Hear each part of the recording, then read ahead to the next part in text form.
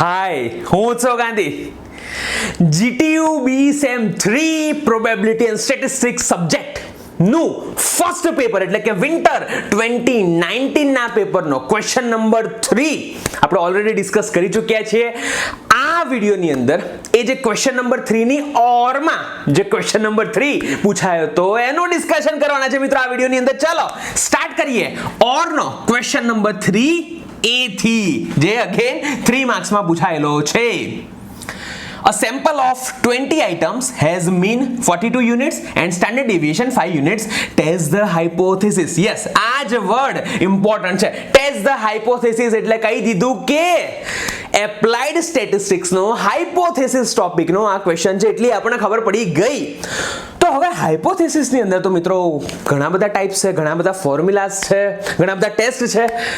કયો ટેસ્ટ, કઈ formula use કરવાની, ડેટા જોઈએ એના માટે. ચાલો, a sample of 20 items એટલે n ની વેલ્યુ થઈ ગઈ 20. અચ્છા, n ની વેલ્યુ 20 થઈ ગઈ એનો મતલબ આ એક્ઝામ્પલ સ્મોલ સેમ્પલ ટેસ્ટ નો છે.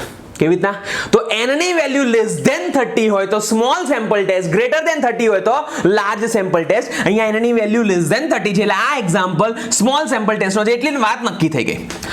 A sample of 20 items has mean 42 units. હવે મીન આપેલો છે તો મીન તો x બાર પણ કહેવાય, મ્યુ પણ કહેવાય. કયો લેવાનો? તો અહીંયા મિત્રો આ જે મીન આપેલો છે, સેમ્પલનો મીન આપેલો છે. સેમ્પલનો મીન ઓલવેઝ x બાર જ હોય. સેમ્પલનો મીન x બાર હોય જેની વેલ્યુ 42 આપેલી છે, અને સેમ્પલનું જ સ્ટાન્ડર્ડ ડેવિએશન 5 યુનિટ આપેલું છે. સેમ્પલનું સ્ટાન્ડર્ડ ડેવિએશન એટલે સ્મોલ s કહેવાય. 5 યુનિટ આપણને આપેલું છે. Test the hypothesis that it is a random sample from a normal population with mean 45 units. જો આ ફરી પાછો મીન આવ્યો, પણ આ કયો મીન છે? પોપ્યુલેશન મીન છે, અને પોપ્યુલેશન મીન ને કહેવાય મ્યુ. સેમ્પલ મીન ને કહેવાય x બાર, પોપ્યુલેશન મીન ને કહેવાય મ્યુ. અને સ્મોલ સેમ્પલ ટેસ્ટ ની અંદર આ જે પર્ટિક્યુલર એક્ઝામ્પલ છે એ ટી ટેસ્ટ નો છે. જો ટી ની વેલ્યુ આપી છે, ટી ની વેલ્યુ આપી દીધી એટલે એટલી પણ ખબર પડી ગઈ કે આ ટી ટેસ્ટ છે. જો પહેલા તો એ નક્કી કરો કે હાઇપોથેસિસ નો છે, એના પછી એ નક્કી કર્યું કે સ્મોલ સેમ્પલ ટેસ્ટ છે, એના પછી એ નક્કી કર્યું કે ટી ટેસ્ટ છે. હવે ટી ટેસ્ટ ની અંદર પણ કયો ટેસ્ટ છે, કઈ ફોર્મ્યુલા યુઝ થશે? તો જો અહીંયા મિત્રો આપણને સિંગલ મીન x બાર આપેલો છે, એટલે test of significance for single mean વાળી ફોર્મ્યુલા યુઝ થશે. One by one, step by step આપણે જોતા જઈએ તો ખબર પડતી જાય. x બાર આપેલો છે એનો મતલબ આ સિંગલ મીન માટેની ફોર્મ્યુલા ટી ટેસ્ટ ની યુઝ થશે. કરીએ છીએ, એ પણ કરીએ છીએ. સૌથી પહેલા તો હાઇપોથેસિસ છે એટલે આપણે 6 સ્ટેપ્સ કરતા હોઈએ છીએ, રાઈટ? બાય ડિફોલ્ટ કોઈ પણ ટેસ્ટ હોય, કોઈ પણ હોય તો 6 સ્ટેપ. સૌથી પહેલું સ્ટેપ નલ હાઇપોથેસિસ. હવે નલ હાઇપોથેસિસ આપણે શું લેવાનો છે અહીંયા?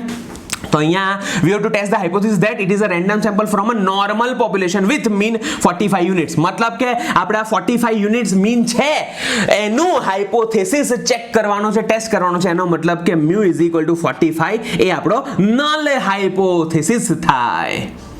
નલ હાઇપોથેસિસ કરીએ એટલે ઓલ્ટરનેટિવ હાઇપોથેસિસ H1 લેવો પડે. હવે અહીંયા આપણને greater than, less than, more, less એવા કોઈ જ વર્ડ નથી આપેલા. એનો મતલબ આ ટુ સાઇડેડ ટેસ્ટ છે. ટુ સાઇડેડ ટેસ્ટ છે એટલે mu is not equal to 45. Simple. Null hypothesis, alternative hypothesis. જો એવો કોઈ વર્ડ આપેલો હોય કે greater than, less than, more, less, big, small, એવું કંઈ પણ, તો આપણે સિંગલ સાઇડેડ ટેસ્ટ ચેક કરવો પડે. લેફ્ટ છે કે રાઈટ સાઈડ એ આપણે જોવું પડે. અહીંયા એવું કશું જ નથી એટલે by default two sided test છે. થર્ડ સ્ટેપ આપણું આવશે આલ્ફાની વેલ્યુ. જો ના આપેલી હોય તો બાય ડિફોલ્ટ આપણે 5% એટલે કે 0.05 લઈ લેતા હોઈએ છીએ. અહીંયા ઓલરેડી આપેલી છે, 5% જ આપેલી છે, તો બસ આલ્ફાની વેલ્યુ લઈ લઈએ ને, 0.05. ફોર્થ સ્ટેપની અંદર આપણે ટી ની ફોર્મ્યુલા મૂકીને એની વેલ્યુ નક્કી કરવાની હોય છે મિત્રો. સિંગલ મીન માટે ટી ટેસ્ટની ફોર્મ્યુલા છે x bar minus mu upon s upon √n-1 formula છે. દરેક ટેસ્ટ માટે, દરેક અલગ અલગ વેરાયટીઝ માટે મિત્રો અલગ અલગ ફોર્મ્યુલા છે. ફોર્મ્યુલા યાદ રાખવી પડશે, છૂટકો જ નથી. x બાર બધું આપેલું છે. x બાર આપેલો છે, યસ 42, મ્યુ આપેલો છે 45, s આપેલો છે આપણને 5, અને √n-1 એટલે કે √19 થશે ને. આની વેલ્યુ આપણે ફાઇન્ડ આઉટ ના કરી શકીએ? चलो पहला डिनोमिनेटर करिए એટલે 5 / √19 અને એની વેલ્યુ ને ન્યુમેરેટરથી ડિવાઈડ કરી નાખીએ 42 માઇનસ 45 મેં બ્રેકેટમાં લખ્યું ડિવાઈડ બાય કરીને આન્સર કર્યું તો મને ટીની વેલ્યુ મળે છે -2.6153 પોઈન્ટ પછીના 4 ડિજિટ લીધા છે મેં અહીંયા ટીની વેલ્યુ મને મળી ગઈ હવે મારું ફિફ્થ સ્ટેપ આવશે ફિફ્થ સ્ટેપ છે ટી આલ્ફાની વેલ્યુ ફાઇન્ડ આઉટ કરવાની મિત્રો અહીંયા આપણને ઓલરેડી આપેલી જ છે T at 5% level for 19 DF આ 19 ડીએફ એટલે શું ડીએફ એટલે degree of freedom small sample ટેસ્ટની અંદર આ ટેસ્ટની અંદર આપણે degree of freedom find out કરવું પડે ડિગ્રી ઓફ ફ્રીડમને આપણે વી કહીએ છીએ વી ની આ ટેસ્ટ માટેની ફોર્મ્યુલા છે n-1 અગેન મિત્રો અલગ અલગ ટેસ્ટ માટે વી એટલે કે ડિગ્રી ઓફ ફ્રીડમ વી એટલે ડિગ્રી ઓફ ફ્રીડમ ની અલગ અલગ ફોર્મ્યુલા છે આ પર્ટિક્યુલર ટેસ્ટ માટે n-1 છે અને n-1 એટલે 20-1 એટલે 19 આવવું જ જોઈએ આવશે જ જુઓ ડીએફ 19 આવ્યો તો ડીએફ ની 19 વેલ્યુ માટે આપણને ટી ની વેલ્યુ આપેલી છે તો ડીએફ જ્યારે 19 હોય ત્યારે ટી ની 5% લેવલ ઓફ સિગ્નિફિકન્સ માટે આવી રીતના લખાય v is equal to 19 t 0.05 is equal to 2.09 અને અહીંયા આપણને t -2.6153 મળ્યો છે જો આપણે મોડ t લઈ લઈએ તો +2.6153 થઈ જાય કે નહીં હા માઇનસ સાઇન ને નીકાળી દેવાની મોડ ટી લો ત્યારે અહીંયા પણ મિત્રો મોડ ટી લેશો તો એની વેલ્યુ પોઝિટિવ જ છે પોઝિટિવ જ રહેવાની 2.09 છે 2.09 જ રહેવાની ફાઇનલી સિક્સ્થ સ્ટેપ આપણે જોઈએ તો હિયર જોઈ લો આ વેલ્યુ મોટી છે કે આ વેલ્યુ ડેફિનેટલી આ વેલ્યુ મોટી છે તો here mod T greater than mod T 0.05 for v is equal to 19 yes or no હા આ વેલ્યુ ગ્રેટર આવે છે અને હાઇપોથેસિસ નો કોઈ પણ ટેસ્ટ હોય જો ટી હોય તો ટી ટેસ્ટની વાત કરીએ તો ટી બાકી ઝેડ વેલ્યુ હોય એફ વેલ્યુ કોઈ પણ હોય તો એની અંદર જો આ વેલ્યુ ગ્રેટર આવે એનો મતલબ હાઇપોથેસિસ ઇઝ રિજેક્ટેડ જો લેસ ધેન આવે તો એક્સેપ્ટેડ ગ્રેટર ધેન આવે તો રિજેક્ટેડ બસ પતી ગયું ક્વેશ્ચન શું પૂછે છે ટેસ્ટ ધ હાઇપોથેસિસ તો હાઇપોથેસિસ ઇઝ રિજેક્ટેડ એવો કંઈ પણ ક્વેશ્ચન પૂછ્યો હોય તો તમારે એ રીતના એનો આન્સર આપવો પડે અહીંયા ખાલી test the hypothesis that it is a random sample from a normal population પૂછ્યું છે તો હાઇપોથેસિસ ઇઝ રિજેક્ટેડ વધારેમાં વધારે એવું લખી શકીએ કે it is not a random sample from a normal population it is not જો એક્સેપ્ટ થયો હોત તો yes it is a random sample from a normal population નથી થયો એટલે not question 3b જોઈએ 4 માર્ક્સ નો question A university warehouse has received a shipment of 25 printers of which 10 are laser printers and 15 are inkjet models okay 25 printer એ લોકોએ receive કર્યા એટલે આપણે લખતા જઈએ 25 પ્રિન્ટર્સ ડેટા બનાવતા રહીએ એમાંથી 10 એ લેસર પ્રિન્ટર્સ છે અને 15 એ ઇન્કજેટ પ્રિન્ટર્સ આવ્યા છે ઇફ 6 of these 25 એટલે ટોટલ જે 25 પ્રિન્ટર્સ છે એમાંથી 6 are randomly selected at random to be checked by a particular technician એટલે કોઈ પણ 6 એમાંથી ઉપાડી દીધા કોઈ પણ 6 પ્રિન્ટરને ઉપાડી દીધા ટેકનિશિયને ચેક કરવા માટે what is the probability that exactly 3 of these selected are laser and so that the other 3 are inkjet ટૂંકમાં કશું જ નથી શબ્દોની માયાજાળ છે કાંઈ બહુ મોટું નથી મિત્રો હા 25 પ્રિન્ટર એમાંથી 10 લેસર અને 15 ઇન્કજેટ પ્રિન્ટર્સ છે અને 6 ઉપાડે છે એ 6 માંથી 3 એક્ઝેક્ટલી 3 એટલે આવી રીતના લખાય ને 3 એ લેસર અને બાકીના જે 3 બચ્યા એ ઇન્કજેટ આવે એની પ્રોબેબિલિટી ફાઇન્ડ આઉટ કરવાની છે આવું બ્રેકેટમાં ના આપેલું તોય આપણને ખબર પડી જવી જોઈએ કે અગર 3 લેસર ઉપાડ્યા છે તો બીજા 3 ડેફિનેટલી ઇન્કજેટ જ હોય અચ્છા તો અહીંયા તો સિમ્પલ પ્રોબેબિલિટી ફાઇન્ડ આઉટ કરવાની છે અને પ્રોબેબિલિટીની બેઝિક જે ડેફિનેશન છે બેઝિક જે ફોર્મ્યુલા છે શું છે number of favourable outcome upon total number of outcomes તો પ્રોબેબિલિટી આવી રીતના લખી શકાય probability of exactly 3 laser printers is equal to, ચલો પહેલા ડિનોમિનેટર બનાવીએ. પહેલા તો ટોટલ કેટલા પ્રિન્ટર્સ છે 25, એમાંથી કેટલા ઉપાડવાના છે 6, એટલે ડિનોમિનેટર નક્કી થઈ ગયો 25C6 ઉપાડવાના આવે, પિક કરવાના આવે, એટલે કોમ્બિનેશન જ યુઝ કરવાનું આવે. 25C6 ફિક્સ થઈ ગયું. હવે એમાંથી આ 3 છે ને એ લેસર હોવા જોઈએ, તો લેસર ટોટલ કેટલા છે 10 છે, તો 10 માંથી 3 ઉપાડવાના 10C3, અને બાકીના જે 3 ઇન્કજેટ છે એ 15 માંથી આપણે ઉપાડવાના છે, એટલે 15C3. બસ પતી ગયું. મેં તમને કીધું હતું કે વેરીફાઈ ઓલવેઝ કરી નાખવાનું. જો 10 + 15 એટલે 25, અને 3 + 3 એટલે 6 થઈ ગયું. આને સોલ્વ કરો, આન્સર આવી ગયો. યસ, 10C3 ડાયરેક્ટલી જ કેલ્ક્યુલેટરમાં કરી શકીએ છીએ, into 15C3 divide by 25C6. Answer આવી ગયો 0.3083. પતી ગયો. 4 માર્ક્સ તમારા પાક્કા. ક્વેશ્ચન 3C જોઈએ, 7 માર્ક્સ નો question. Find the regression equation showing the capacity utilization on production from the following data. એક ડેટા આપણને આપેલો છે, પ્રોડક્શન છે એક વેરિયેબલ, બીજો વેરિયેબલ કેપેસિટી યુટિલાઇઝેશન છે, અને એ બંનેની એવરેજ અને સ્ટાન્ડર્ડ ડેવિએશન વેલ્યુઝ આપેલી છે.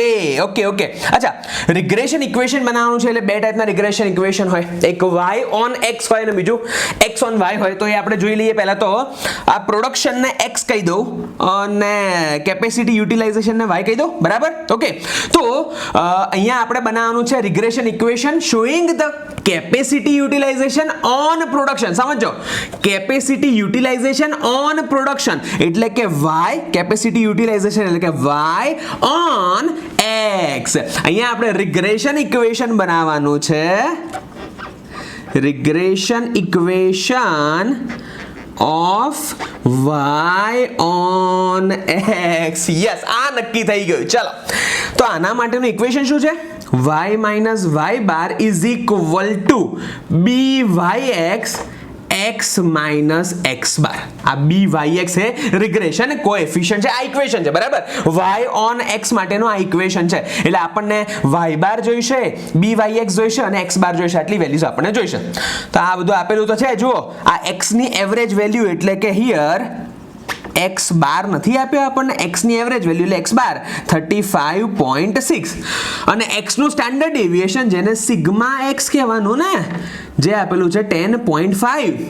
સિમિલરલી જો પહેલા ડેટાને પ્રોપર સમજી લઈએ અને લખી લઈએ ને, કામ ઈઝી થઈ જાય. હું ઓલવેઝ કહેતો હોઉં છું, કેપેસિટી યુટિલાઇઝેશન એટલે કે y ની એવરેજ એટલે y બાર આપેલો છે 84.8, અને સિગ્મા y આપેલું છે 8.5, અને કોરિલેશન કોએફિશિયન્ટ r આપેલો છે 0.62. એટલે ચલો, y બાર નો પ્રોબ્લેમ સોલ્વ થઈ ગયો, x બાર નો પણ પ્રોબ્લેમ સોલ્વ થઈ ગયો. હવે ખાલી ફાઇન્ડ આઉટ કરવાનું છે આપણે byx. રિગ્રેશન કોએફિશિયન્ટ ની ફોર્મ્યુલા શું થાય? હા, ખબર છે? r, જોજો, r sigma y upon sigma x. આની ફોર્મ્યુલા છે byx ફાઇન્ડ આઉટ કરવાની. r છે, સિગ્મા y છે, સિગ્મા x બધું જ છે ભાઈ, મૂકી દો. r છે 0.62, સિગ્મા y છે 8.5, અને સિગ્મા x છે 10.5. ફાઇન્ડ આઉટ કરીએ વેલ્યુ એની, તો 0.62 into 8.5 ડિવાઈડ બાય 10.5. byx ની વેલ્યુ આવે છે 0.5019. બધી વેલ્યુ મળી ગઈ, મૂકો, પતી ગયો example. So therefore regression equation y minus y bar છે 84.8, byx આપણને મળી ગયો છે 0.5019, બ્રેકેટમાં x minus x બાર ની વેલ્યુ છે 35.6. સોલ્વ કરી નાખીએ આને. y minus 84.8 is equal to 0.5019x minus, હવે 0.5019 નું મલ્ટીપ્લિકેશન 35.6 સાથે કરીએ એટલે 17.8678, અને માઇનસ 84.8 આ બાજુ આવતું રહેશે, પ્લસ થઈ જશે, તો y is equal to 0.5019x. પછી આપણે કેલ્ક્યુલેટરમાં કરવાનું -17.8678 પ્લસ 84.8 એટલે આન્સર આવે 66.93. 22 પોઈન્ટ પછીના તમે 3 ડિજિટ લેશો તો પણ ચાલશે, 4 ડિજિટ લેશો તો પણ ચાલશે. આ આવી ગઈ આપણી regression equation showing the capacity utilization એટલે કે y ઓન પ્રોડક્શન એટલે કે x. આ ઇક્વેશન બની ગયું. હવે હજી ક્વેશ્ચન બાકી છે. એસ્ટિમેટ ધ પ્રોડક્શન એટલે કે x ની વેલ્યુ ફાઇન્ડ આઉટ કરો when કેપેસિટી યુટિલાઇઝેશન ઇઝ 70%. એટલે અહીંયા મિત્રો આપણે x ની value estimate the production x ની વેલ્યુ ફાઇન્ડ આઉટ કરવાની છે. મતલબ આપણે x ની પણ રિગ્રેશન લાઈન ફાઇન્ડ આઉટ કરવી પડશે. એવું ના મુકાય કે ચલો ભાઈ અહીંયા y ની વેલ્યુ મૂકી દીધી ને x ની વેલ્યુ નહીં. આપણે x નું પણ રિગ્રેશન ઇક્વેશન ફાઇન્ડ આઉટ કરવું પડશે. 7 માર્ક્સ નું એક્ઝામ્પલ છે યાર, એટલે કરવું પડે. સો એના માટે આપણને ખબર છે કે regression equation of x on y શું આવે? x minus x bar is equal to bxy y minus y bar. અને એમાં અગેન x bar અને y bar છે. bxy આપણે ફાઇન્ડ આઉટ કરી નાખીએ. r sigma x upon sigma y. r આપણને 0.62 આપેલો છે, ડાયરેક્ટલી લખી નાખું છું 0.62. સિગ્મા x છે 10.5 અને સિગ્મા y છે 8.5, જેની મને bxy ની વેલ્યુ આવે છે 0.7659. bxy મને મળી ગયો. મને ઇક્વેશન મળી જશે x minus x bar 35.6 is equal to 0.7659, y minus y bar છે 84.8. આને આપણે સોલ્વ કરીએ. x minus 35.6 is equal to 0.7659 y minus 0.7659 into 84.8 એટલે 64.9483. x ને સબ્જેક્ટ બનાવી દઉં તો 0.7659y minus 64.9483 પ્લસ 35.6. આન્સર આવે મિત્રો -29.3483. આ આપણી regression line of x on y આવી. અને હવે પ્રોડક્શન એટલે કે x ની વેલ્યુ એસ્ટિમેટ કરવાની છે જ્યારે કેપેસિટી યુટિલાઇઝેશન 70% હોય, એટલે કે y ની વેલ્યુ 70. y ની વેલ્યુ અહીંયા ઓલરેડી પર્સન્ટેજમાં આપેલી છે, એટલે y ની વેલ્યુ 70 મૂકીએ એટલે આપણને x ની વેલ્યુ મળી જાય. ચલો 70 મૂકીએ. 0.7659 into 70 minus 29.3483 તો x ની વેલ્યુ મળે છે. અચ્છા, અહીંયા લખી દેવાનું કે four y is equal to 70%, x is equal to 24.2647 at y is equal to 70. આ આપણો આન્સર આવી ગયો. તો મિત્રો ક્વેશ્ચન પ્રોપર વાંચીએ, સમજીએ, ડેટા બનાવીએ ને એ રીતના આગળ વધીએ તો ડેફિનેટલી કોઈ પણ ટોપિકનો કોઈ પણ એક્ઝામ્પલ આવડે જ. તો આઈ હોપ તમને આપણો આ વિડીયો ગમ્યો હશે. આપણે આ વિડીયોની અંદર વિન્ટર 2019 પેપરનો ઓરમાં પૂછાયેલો ક્વેશ્ચન નંબર 3 કર્યો અને તમને ખબર પડી હશે. તમને આપણો આ વિડીયો ગમ્યો હશે તો શેર કરો તમારા બધા જ ફ્રેન્ડ સાથે, તમારા બધા સોશિયલ મીડિયા ગ્રુપ્સની અંદર શેર કરો. અને કોઈ પણ ડાઉટ હોય, કોઈ પણ પ્રોબ્લેમ હોય મિત્રો, તો આપણી નિર્માણ એકેડેમી એપ્લિકેશન છે, એની અંદર ડાઉટ સોલ્વિંગ પોર્ટલ છે. તમે પૂછો સબ્જેક્ટ રિલેટેડ કોઈ પણ ડાઉટ પૂછો ને તમને એનું એપ્રોપ્રિએટ સોલ્યુશન ડેફિનેટલી મળશે. અને નિર્માણ એકેડેમી યુટ્યુબ ચેનલ છે મિત્રો, એની અંદર ઘણા બધા વિડીયોઝ છે, એ જુઓ, એને લાઈક કરો, એને શેર કરો, ચેનલને સબસ્ક્રાઇબ કરવાની બાકી તો અત્યારે જ કરી લો અને ચેનલને મેક્સિમમ લોકો સુધી શેર કરો. તમારા કોઈ પણ રિવ્યુઝ, તમારા સજેશન્સ હોય તો ખાસ વિડીયો પર કોમેન્ટ કરો. અને ફેસબુક પેજ છે, ઇન્સ્ટાગ્રામ પેજ છે, નિર્માણ એકેડેમી નામથી જ છે. ખાસ મિત્રો એને લાઈક અને ફોલો કરી લેજો, એટલે આપણી બધી જ ઇમ્પોર્ટન્ટ અપડેટ્સ તમને મળતી રહે. સો keep learning, keep sharing and thank you.